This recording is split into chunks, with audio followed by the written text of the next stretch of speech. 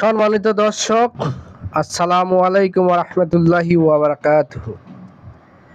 আপনাদের মাঝে আজকে আবার একটি ভিডিও নিয়ে আসলাম। ভিডিওতে দেখেন একটি গাভী আর একটি বাছুর, হলস্টেইন ফ্রিজিয়ান।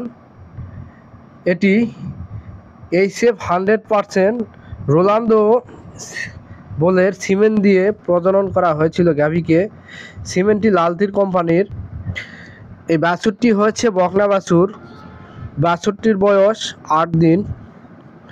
বাছুরটি খুব সুন্দর। দেখেন কার্ড রয়েছে, কার্ডের যে নির্ধারিত তারিখের পূর্বেই বাচ্চাটি জন্মগ্রহণ করেছে। খামারি অনেক খুশি যে তার বাড়িতে এরকম বাচ্চা প্রসব করার জন্য।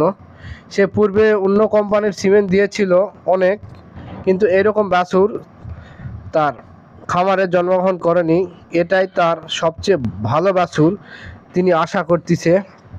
তো এরকম বাছুর পেতে আপনারা অবশ্যই লালতির লাইভস্টক ডেভেলপমেন্ট বিডি লিমিটেড কোম্পানির এআই কর্মীদের সাথে যোগাযোগ করবেন আপনার নির্ধারিত এলাকায়।